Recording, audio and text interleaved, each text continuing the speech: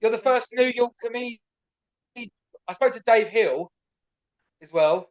He's an Englishman who's now over in New York. But what sort of a state of affair do we have over there at the moment?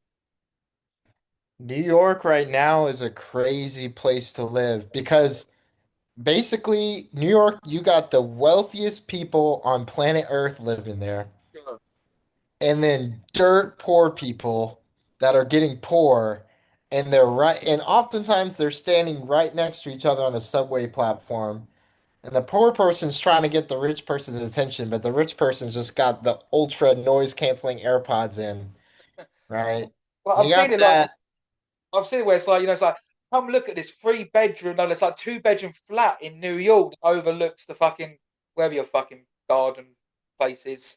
And it's like, it's worth like $3 million. And it's like, bro, it's nothing there.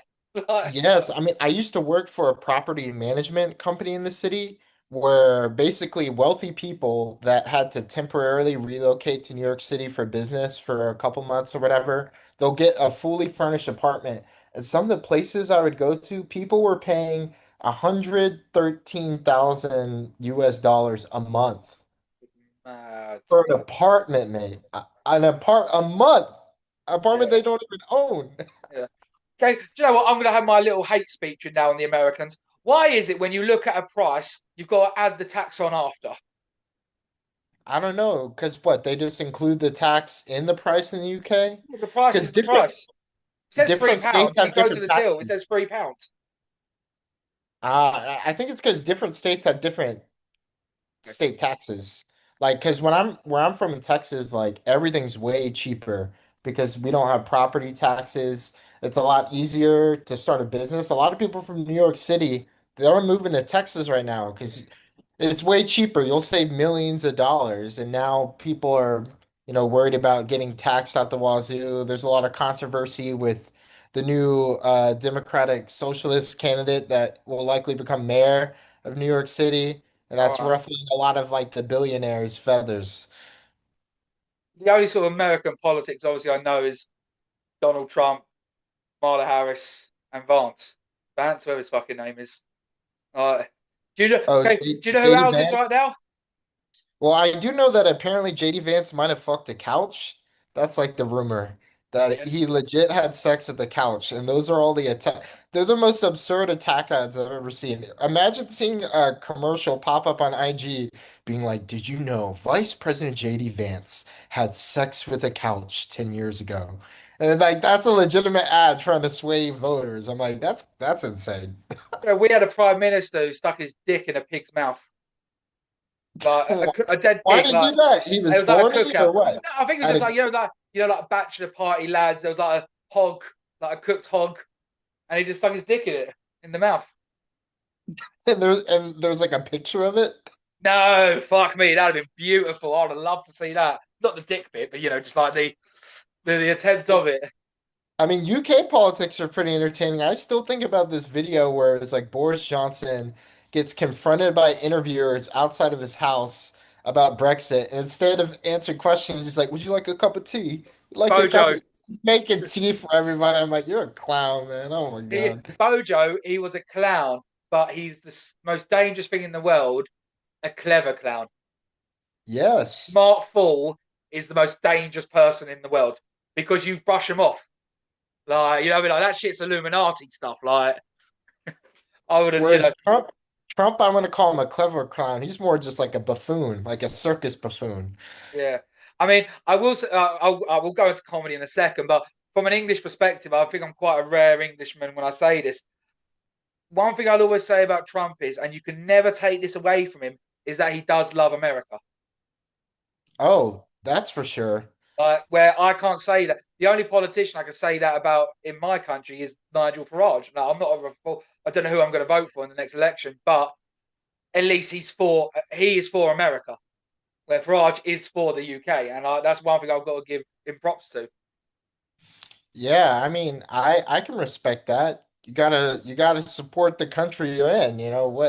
What are you doing otherwise? If you're not supporting your own people, then why are you here? You know what I'm saying? Yeah, no, the UK is in fucking shambles right now, like with free speech and everything.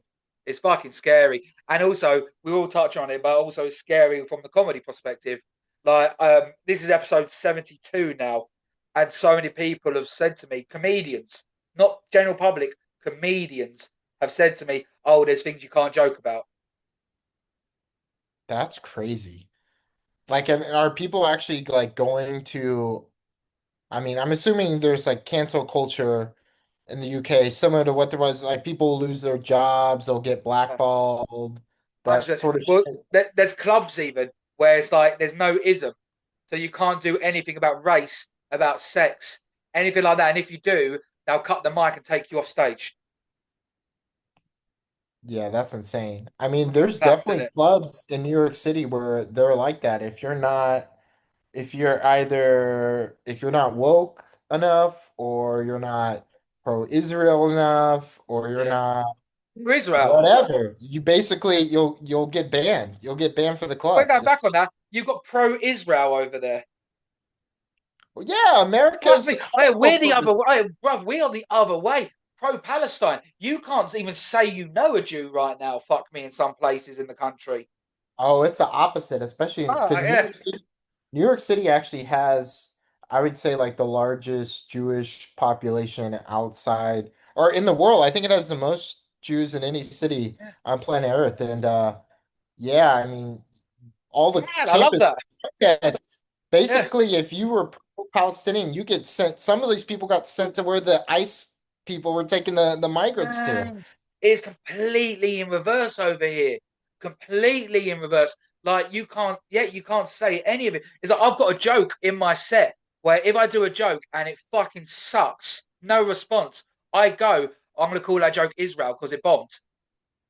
Like that is my cop out joke. And anything if you say anything fucking like pro Palestine, you could be the most dog shit comedian in the world in this country. But if you were like, oh yeah, by the way, fuck Israel, you'd get a standing ovation. Yeah, no, that Fucking, I love that. I would say in New York, it depends on the room you're in because I'd say the younger audiences that are more like hip progressive, which tend to be in Brooklyn, definitely way more pro-Palestinian. But in Manhattan, where all the power, money, wealth, you can't be making pro-Palestinian jokes in the clubs. Otherwise, like, you might get blacklisted. We're not Like, coming real out of talk. New York, like I'd love that. I've got to do my introduction bit now, haven't I? I always forget to do it. Hello, welcome to another episode of Sit Down for Stand Up. I with me great comedian, I've become good mates with Patrick from originally Texas land, the Yeehaws, the Cowboys. I don't know what Yes, else there sir. is. Y'all. The Yarls, the Hey Yarls, who now lives in New York. How's it going, Patrick? Man, you good? I'm chilling, It's beautiful summer weather here in New York City. I feel like the city becomes a playground during the summer because all the rich people, they go leave to their vacation homes in the Hamptons. They actually pull up to Europe. They might be in London right now. So I feel like we have this city to ourselves, and then they'll come back in a couple weeks and it'll be a shithole again. Patrick, so first of all, thanks for coming on. The reason for the pod is, is comedian talking to comedian about the state of the comedy world right now. Also, it's your story, how you got into comedy, why did you get into comedy, and sort of potentially, hopefully, there's some like little nuggets along the way that aspiring comedians can learn from. So I'll go straight into it, Patrick. How, why, and when did you start comedy? So the why is mainly due to my mom. Like my mother, when I was growing up in elementary school, well, no, it might have been middle school. She got diagnosed with stage 3 breast cancer, Right, okay. and it was unclear whether or not she would survive, which thankfully she has. She's been in remission for over a decade now. She made it through, but there was a period of time we didn't know if she would live. And my mom's way of approaching her cancer diagnosis was approaching it with the most morbid sense of humor. Like my mom would just make jokes about her own death every single day to me, and I was like, I don't know, like 12 years old. And it made me realize that comedy can be a tool to take like traumatic situations or fucked up parts of your life, and almost like flip it on its head. So now you have the power. Like you're the one that's like creating your own perception of how you're handling this. And I feel like, I don't know, I was like a class clown growing up. Comedy was always a defense mechanism as well as a way for me to like, I don't know, stand up against bullies, make new friends. And I never thought about being a stand-up comic. Like I grew up watching stand-up. But it wasn't until I moved to New York City and a close friend of mine invited me to an open mic, and I just pulled up and I performed one time. Where as soon as I did it, it's like the first time I felt like this adrenaline rush. Felt like something clicked in my brain I never thought of before. And I don't know, the rest is history. I went to that one open mic and I pretty much do it every single night since then, like with aside from a couple breaks, but yeah, Okay. it's become like an obsession, like a goal, a pursuit. I don't know where I'm going. It feels like I'm running on a treadmill sometimes, but shit, I like running. I'll be on the treadmill, you know? Fucking love that. How is the comedy scene in New York? There's so many different pockets of it because it'd be inaccurate to call it one scene. There's so many different scenes. You could be in more of the alternative hip rooms in Brooklyn. People are doing more experimental comedy. They're incorporating like multimedia, whether it be like slideshows, music, characters, clowning.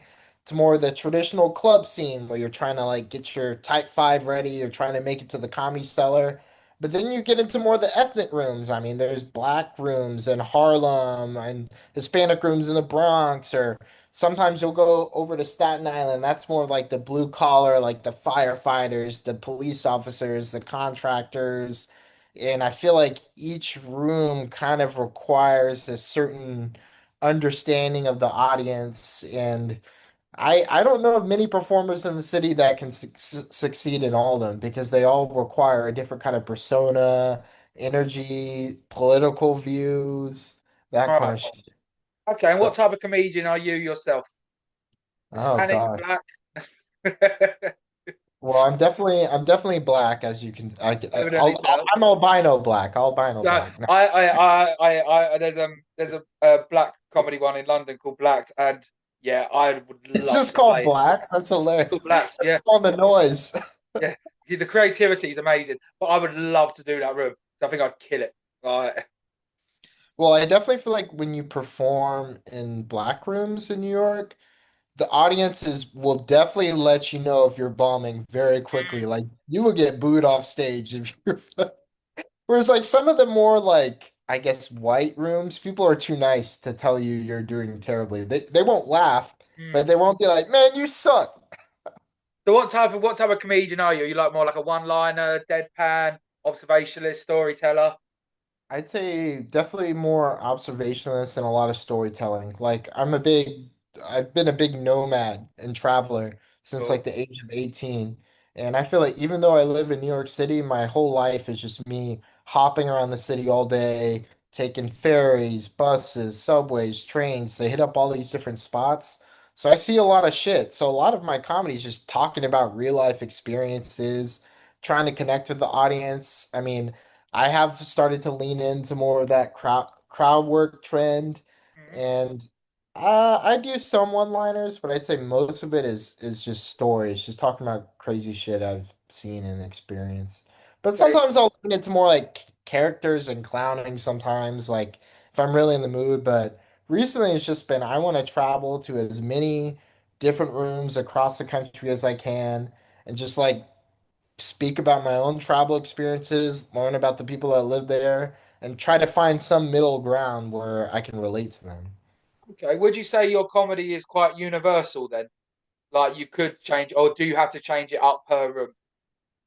It's gotten more and more universal. When I first started in the scene, I would say I was actually more experimental and abrasive. Like I was just going on stage. I'd like bring like a speaker. I tried to do like musical comedy bits. I was trying to do more of these bombastic clowning type of things, which was fun when I first did it. But now I'm almost viewing it more like, you know what? I like the challenge of being able to walk into any room full of strangers that have never seen me before and immediately finding a way to make them laugh and hold their attention for, 10, 15 minutes or whatever. That's more the mindset I have these days. How long is the usual set in New York? Like, okay, like like what's the open mic usual set level? When you start getting paid work, how long are the sets on then? So open mic, pretty much the standard across the city is 5 minutes. Standard over Although here. like, now you'll even see spots where you only do 3 minutes for the mic. And it might be like 40 people that sign up for their mic. So like 40 comics doing 3 minutes. Uh, and but in terms of like paid spots, like the majority of shows I do these days, I'm probably doing somewhere around 8 to 10 minutes being a part of a showcase. But obviously, if I'm like more of a main feature, I'll do something like 15 to 20 minutes. But yeah, I mean, but a lot of people, I mean, Kill Tony is a big show in America right now, and they were just at Madison Square Garden Yeah, in Manhattan I a couple love weeks Kill ago. Tony. And that's what? That's like 3 minutes, 1 minute? How much One time do you minute, got? 1 minute. Yeah, 1 minute. So you'll see rooms in the city that also kind of mimic that Kill Tony style. You get a minute. Well, I'm looking at doing a Kill Tony type thing, but purely online. Purely online, what? So it'll be like Kill Tony over Zoom? How would it I, work? so it'll be over Zoom. There'll be 4 or 5 judges. It'll be live streamed. So they do a minute or they do 2 minutes, and then we talk to them after. But it'll be like my final goal is to make it a 24/7 live stream. So so there'll be judges all across the world who could jump on and off whenever. And so if anyone ever thinks like, oh, you know what, I want to try out this new joke, they can jump on it and try it. I actually think that's a genius idea. Thank Like you. a non-stop comedy room that is always operating, that whenever you feel 100%. inspired, you just hop in, Yeah. put up your one.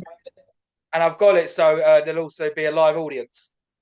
So you'll hear laughter live.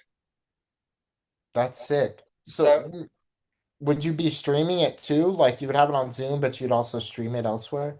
well, yeah, no, it'll be the meeting will take on Zoom, but I'm using software, so it'll be on YouTube, Twitch, Kick, Facebook, Instagram. It'll be live on all of them, but they'll join onto Zoom to then do their bit. That's sick. That's Yeah, really cool. and I am looking for some American judges, like in the next after that's couple of months. I'm exactly, brother, exactly. So like at the moment, I'm starting it with just doing it sort of. It goes live in September, and it'll be just like 8 hours a day to start off with, and then it will sort of then gradually go to 12 hours a day, 16 hours. Then hopefully in the next couple of months it'll be 24 hours.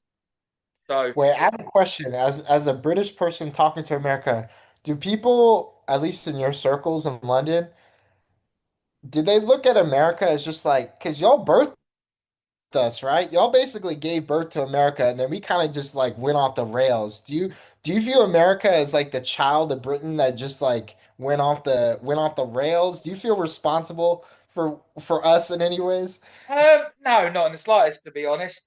I know there's always that element where they say, oh, you took it off us, you beat us off it. We were fighting 3 other wars at that time. You had the French like funding you. We were fighting France. We own 25% of the world at one point. We feel more responsible for Canada.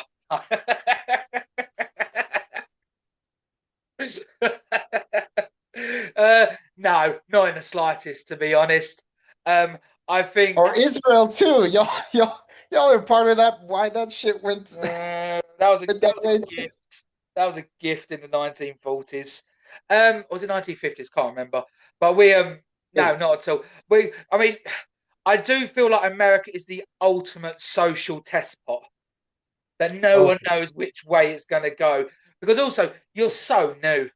Like my house, I think was built in the 19th century. So, Wow. like, yeah, it's it's exciting.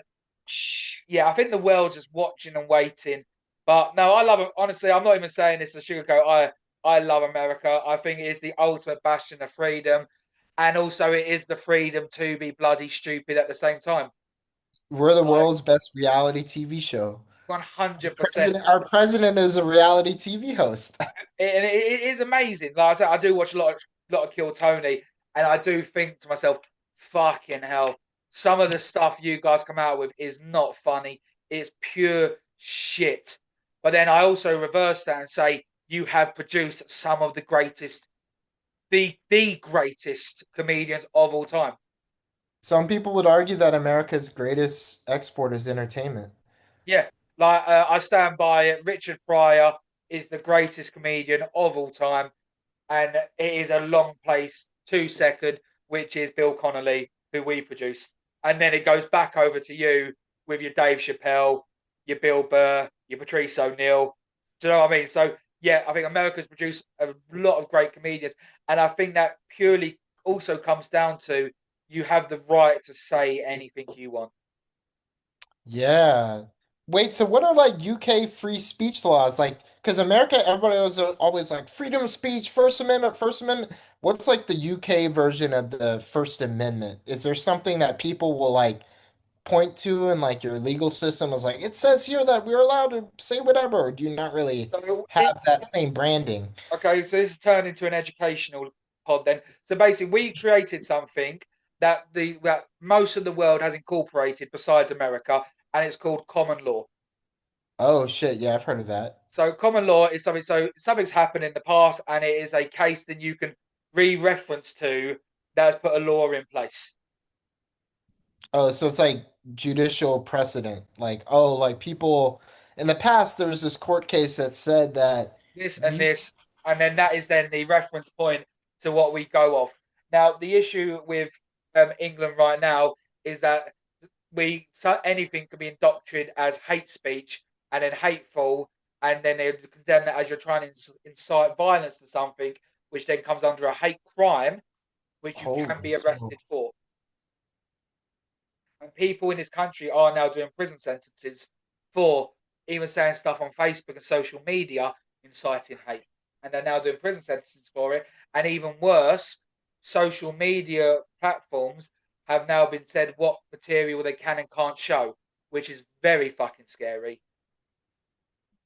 Definitely, because whoever has power gets to determine what is or isn't acceptable. 100%. So, that is scary also when it comes to the world of comedy. Like I said, there are some rooms now that you can and can't say certain things.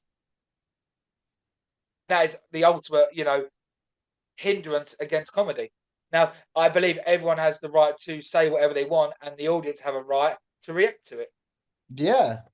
So, what's And your I think views on it's that? like funny is funny. Like if you make someone laugh, who gives a shit how you got there, you know? Yeah, Like I think like the most that's why I mean you mentioned Patrice O'Neill. He is the ultimate fuck political correctness comedian.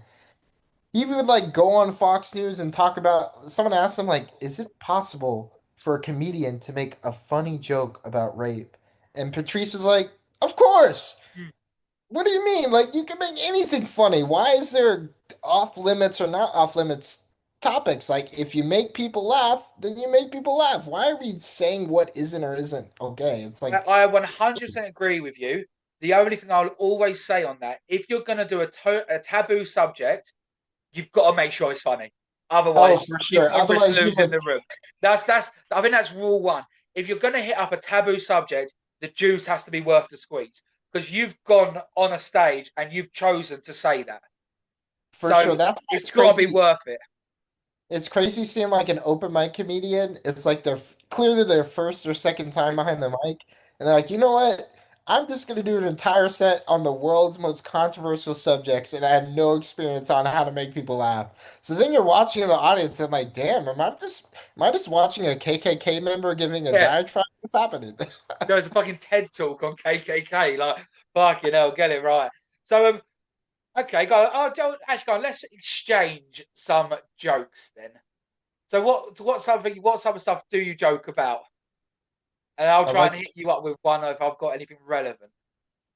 I like to let's see. I like to make jokes about religion, Okay, like. For instance, like recently I was thinking about this, and I think there's a very good argument to be made that Jesus is gay. I've got a Jesus is black one, but go on. I no, literally look at the story, mate. This guy traveled around with 12 dudes talking philosophy, and they were washing each other's feet. That sounds like pretty much a lot of the gay people I know running around in Brooklyn these days, moving in their Do you have polycules in London? That's a big thing in Brooklyn around polycules. No, what's People that? people have it'll be like five dudes, three chicks, all living in a house together, and they're all dating each other at the same time, and they're just like a blob of sex. You know What about was it? this? What was it? Someone brings an STD into the mix. Who's Oh, been did you? fucking outside the house? Own up. You know who actually spreads STDs? Nursing homes in America have the Oh, I can highest imagine. Dirty rates because it's bastards. unprotected sex. You know what I'm saying? Like they're firing up blanks, but still giving each other the clap. I don't really know. I don't really know how that works. I don't know what position an old man, a missionary, uh, doggy style. I don't even know what's possible. You Uh, can't bend your knees.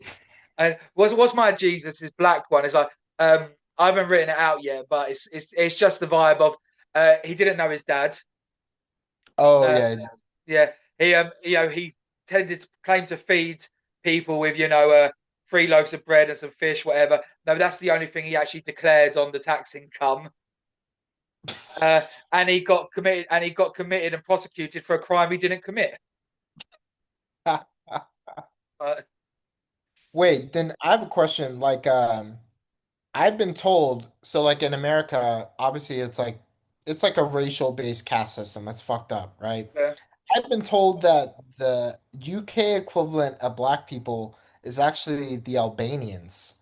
I heard no, the no, Albanians are like they're the gangs, they're like kind of the oppressed class. Is this incorrect? That's what it was no, that, decided. no, that we've. I mean, I ain't gonna do a wide blanket on all, but I'd say a lot of Eastern European countries have got, uh, just like every single race going, there is a criminal demographic. So it wouldn't just be the Albanians. I mean, there'd be Romanian gangs. Every single. I don't know. I'm not on that level, so I don't know, and I'm not experienced too. You're not in the gang life. No, I'm not in the gang life, unfortunately. I mean, there probably are territories and things like that, in London. There's bits of London I'd never go to because, you know what I mean? Like, ain't worth my time and ain't worth the risk. But I couldn't comment on what gangs run what because I don't know. Because like New York City is like there's mobs in New York City. Like the police in New York City, it's like a well-known, it's not even a secret. Everybody openly knows that the police in New York City, they're basically a mob. Like they're mob rule. Like they don't run by the law. You can bribe the police. I've literally seen police show up at there was a comedy venue that used to put on outdoor shows in New York City during all the COVID restrictions.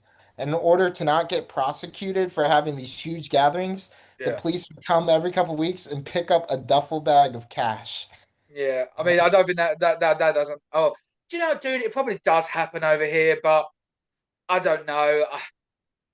It's hard to say because, once again, I'm not talking from any experience here, but because no, because they are also gangs are also glamorized in this country, I guess, to an extent. But like like I think gangs in this country they don't know other gang people unless they are in the gang scene.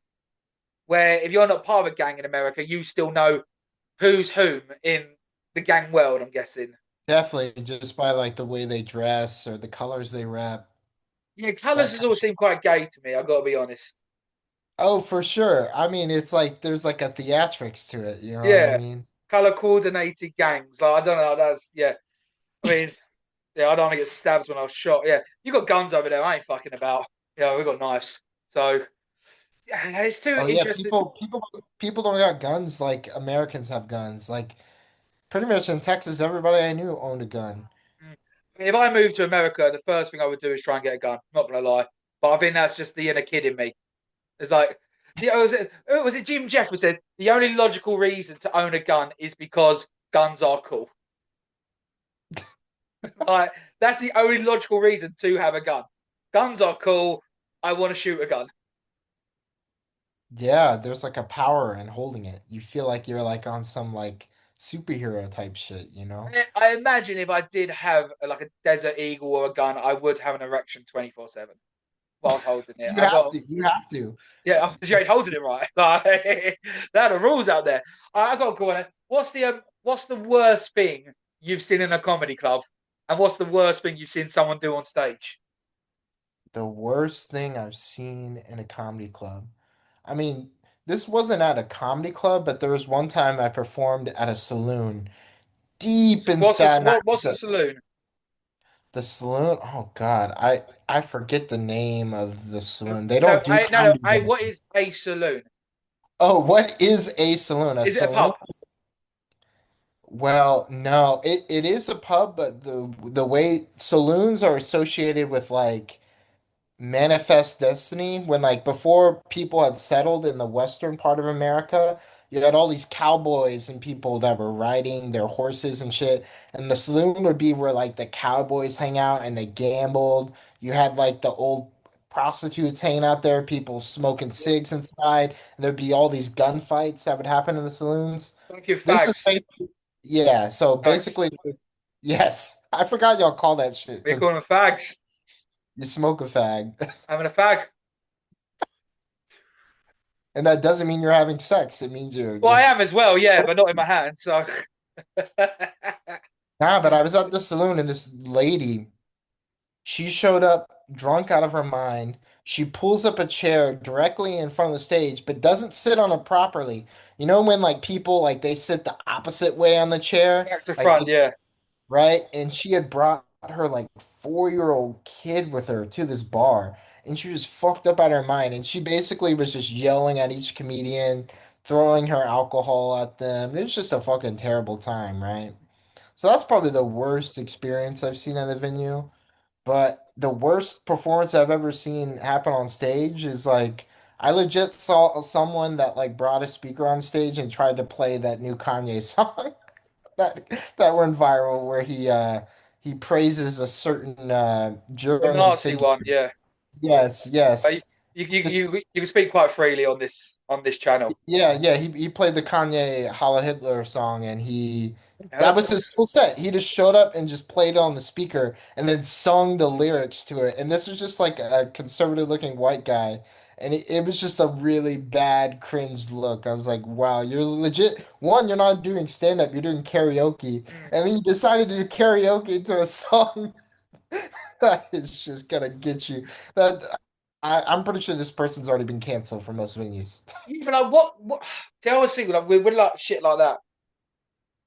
That's got to be delusion over bravery. Oh, Like, for sure.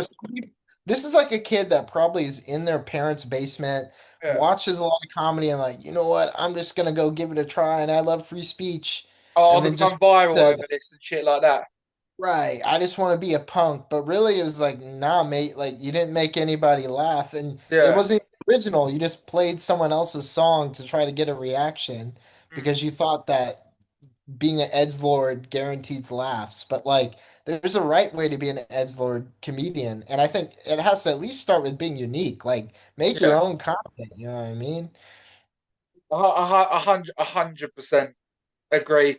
And yeah, people do like I've seen people get their dicks out on stage, things like that, and it's just like, dude, Oh, dude, I did that. Yo, there was one time I didn't realize this. I got booked for a variety show, right? And I was the only comedian on the lineup. But apparently, I didn't realize this. The person that went on before me was doing a performance art piece where this guy showed up on stage with none of his clothes on, with his dick erect, and gave a 7-minute monologue about his erect penis. And I well, he had to kept go it up erect the after whole that. time.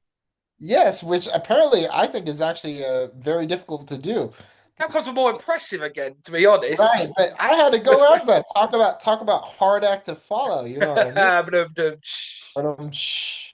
That's So a big show right now in New York. There's a popular show. It's called the Naked Comedy Show, where all the performers do their sets fully nude. But it pays well. You get like $200, but you got to be. Would you do that? Would you perform fully naked no, in front of no, people? I no, I wouldn't, to be honest. I mean, look, if I was rocking a 12-inch schlong, then yeah, try and put clothes on me.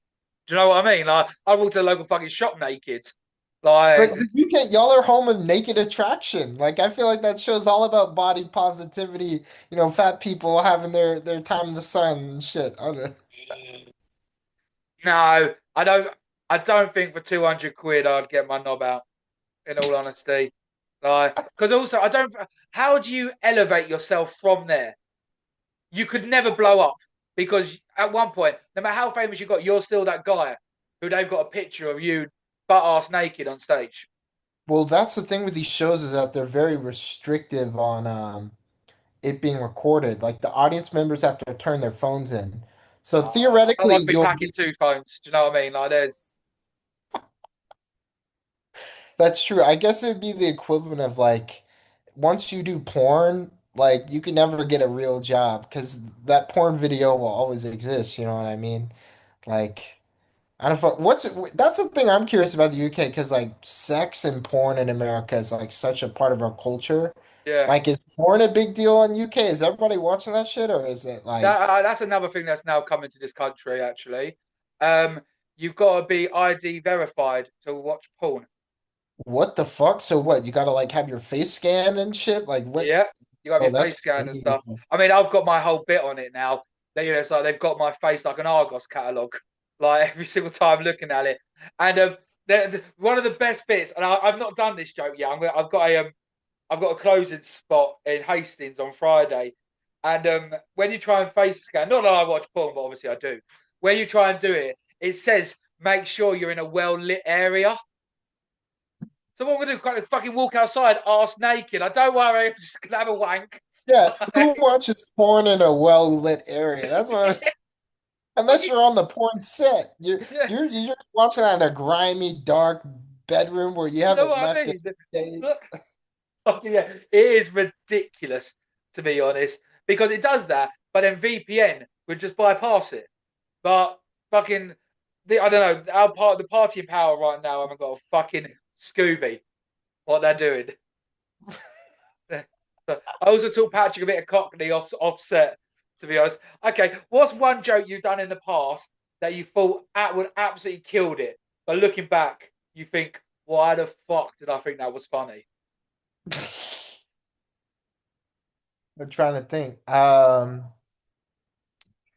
Yeah, I mean, it honestly might have been trying to do something like the Israeli-Palestinian territory, but I misread the political viewpoint of the room. Like, I walked into a comedy club not realizing that it was like a pro-Israeli crowd, and I tried to make a joke where there was this documentary series that came out last year where it was like a collection of like 23 short films I guess that were recorded by people that are currently in Gaza. And one of the short films was really literally about this guy that started a stand-up comedy show in Gaza last year. But when you watch the footage of this guy's show, he's like doing terribly. I'm like, damn, this guy bombed his Gazan comedy show harder than Israel bombed his family's home. Dead crickets, mate. I'm talking got asked to leave, mate. Oh, so yeah, that's runs me off the leave. Uh, I always I always stand by that.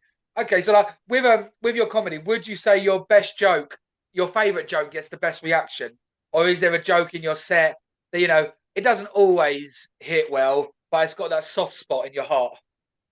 Well, what I found, especially in New York City, because the rooms can just change so much, is like what always gets the best laughs is A, if it's something like really in the moment, you're kind of playing off like the dynamic of the crowd. Maybe it's taking a joke you already have and then kind of just remixing it so it kind of Yeah, fits the aesthetic or the vibe or how people talk there, or it's just something really funny about your own personal life that only you could talk about it. So usually if it's me just telling a crazy story about some like crazy romantic sexual situation I got in or like subway jokes in New York City, like if you could talk about like the public transit or like the day-to-day life that pretty much any New Yorker can relate to, those are always guaranteed laughs. Like there's a story I talk about where like there was one time I was riding the subway train and someone hijacked the intercom, right? awesome. They Yeah. got on, they're like, hey, everybody on this train can suck my dick. Yo, what the heck? We pull into the next stop, the train pulls in, and it's like the voice gets back on and like, this is Suck My Dick Avenue. Stand clear for the closing doors, please. And but every New Yorker knows that like everybody, the most common catchphrase in New York is telling someone to suck your dick.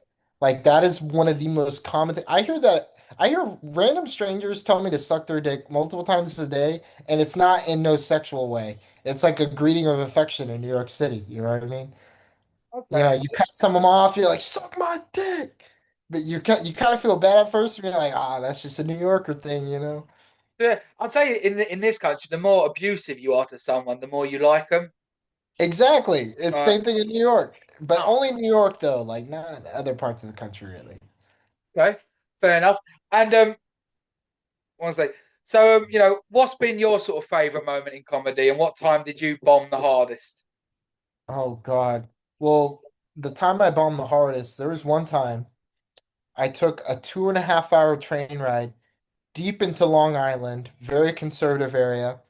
And it was to do a show that it was on, I wouldn't say it was like Kill Tony, but similar to Kill Tony. Like there was a panel of three judges. Each comic goes on for 3 minutes, but if two out of the three judges X you, then you have to finish your performance. You get kicked off stage immediately.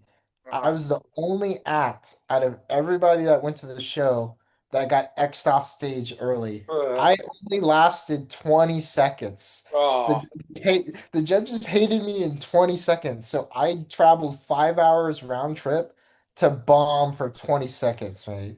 looking That was back, looking impressive. back, can you see sort of why, or was it just like just not your vibe?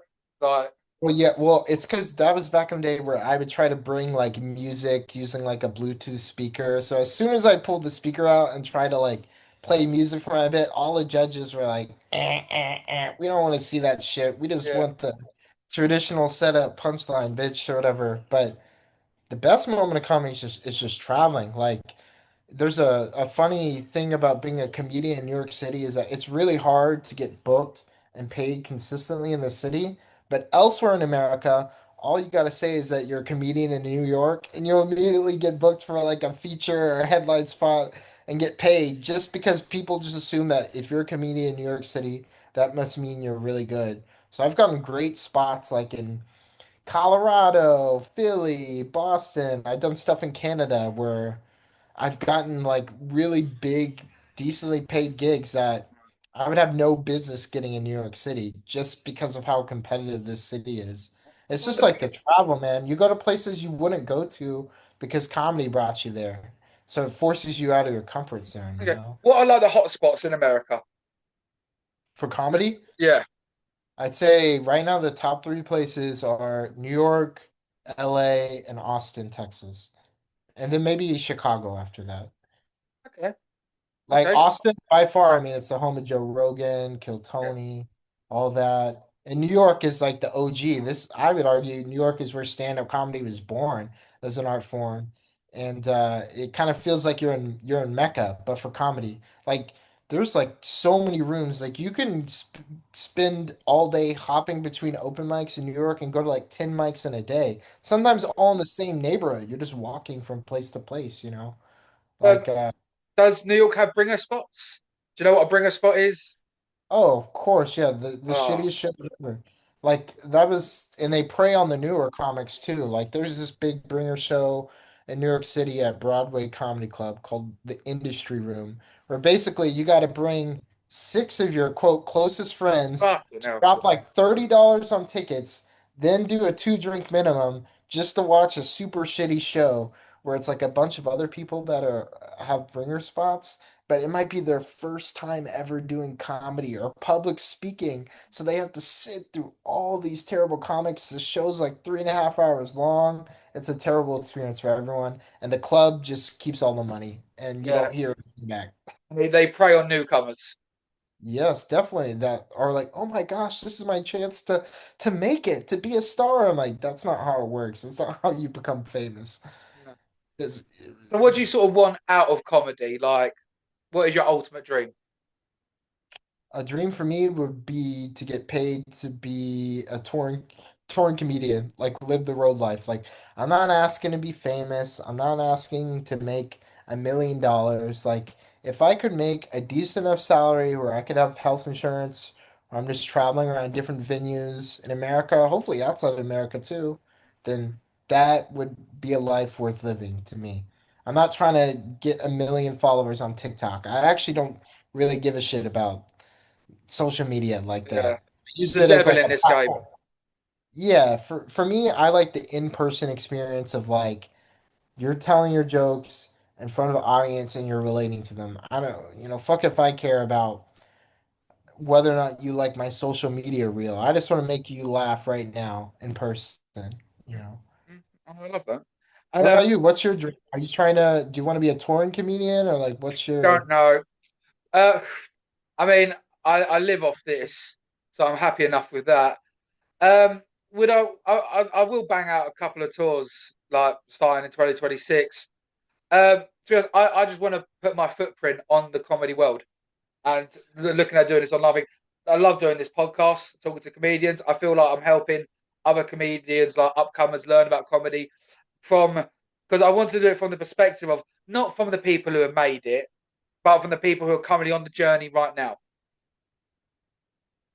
And that's definitely because that's like the most authentic experience because like if you talk to the people up top, like they're already not really relatable anymore. They're already enjoying the spoils of like fame and success. Whereas like talking to someone that's in the grind, like every night they're going out, they're having those moments where like, yo, every once in a while you might have a show in front of 60, 100 people. You're feeling top of the world, but then the next time you're performing at a bar at like 2 in the morning in front of two drunks that hate you and yeah. you start to question yourself and God. You're like, is this why I'm on Earth right now? What the hell am I doing in my life? You know?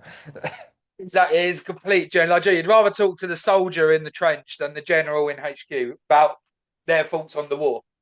Do you know what I For mean? I want that sure. first hand perspective.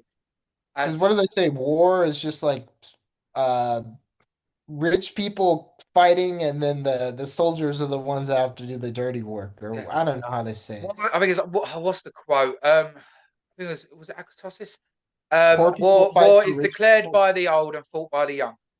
Yeah, exactly. Something like that. That's the sentiment, basically. Well, that's what happens when you're from a country that has over 2,000 years of history. You know, that's even like our history goes back what, like 16, 2000 AD when it was like the Acacians. We've we're in really like no, that's a lie. Stonehenge is fucking 4,000 BC, isn't it? So gang gang. Yeah, yeah, yeah. You have more history than America, I mean, shit, I mean, America's what, like we're almost about to be 250 years old. That's crazy. I would have thought, given everything that America's made and done, but I guess the world is just moving on hyperdrive right now. I feel like we're in Industrial Revolution 2.0 right now. I'm actually looking at when was Stonehenge approximately 1,500 around 3,000 BC. So yeah, we're at least Damn, 5,000 years history minimum. Gang gang. damn. Yeah. And what Stonehenge, it was what? It was like a religious site or something, or it's like Stone, where people go party and Stonehenge, shit? they believe it goes back to paganism rituals, but the bit that they were so confused on is that the bricks, the stones that were used for it, they've I think no one knows where them stones came from because Oh, like what the shit. stones are made of is nothing to do with this country's stones. I might be getting that completely wrong, but so it's like No, no that one makes knows sense. how them There's like stones that got there. spot. Have you ever heard of Easter Island in Oh, of South course, yeah, yeah, yeah, America? Like yeah, those little faces and shit. Also the same shit. Like there's no reason those should be there, yeah. you know? And sort of it's mad, but that's a we've got to bloody hell theories, what they called conspiracies one day. That'd be lovely. Patrick, I'll end it on this question. If you could give advice to somebody who's never done comedy before and they're thinking of getting into it, what advice would you give them? And you can't say just do it. Just do it. I'd say go to different kinds of rooms. Like my thing is comedy, like all art it's fucking subjective, you know? You're gonna find your audience, you're gonna find your people, and you can't just go to one open mic and be like, oh, they hated what I said, but like who was in that room? It might have been a specific demographic, it might have been a specific age, race, culture, whatever the hell. You can't know how people receive your comedy unless you test it out in different kinds of environments. I'd say like put yourself out of your comfort zone, not just by trying out comedy, but by going to different kinds of comedy rooms. Because only then you'll know exactly where you fit in like the greater cultural landscape, I guess. Yeah, 100%. And yeah, you might kill it in one room, you might bomb it in another. Like it's just yeah, find your niche, find your people, and it gets a lot easier when people start to know your name. 1000%. And also just like have fun. Like at the end of the day, like you're not of course you're trying to make other people laugh, but you're trying to have a good time too. Like only like have fun yourself. If you're not having fun yourself on stage, then why the fuck are you doing this? Yeah, great. Patrick, it's been amazing speaking to you, brother. Thank you ever so much for coming on. And yeah, we'll Dude, this 100 is a stay in pleasure. touch with this thing. Absolutely. And let me know if you're ever in New York City or America. We'll definitely hook you up, Ah, get you some spots and stuff. love that, brother. And thank you ever so much, guys. Cheers for watching. Cheers. Take care.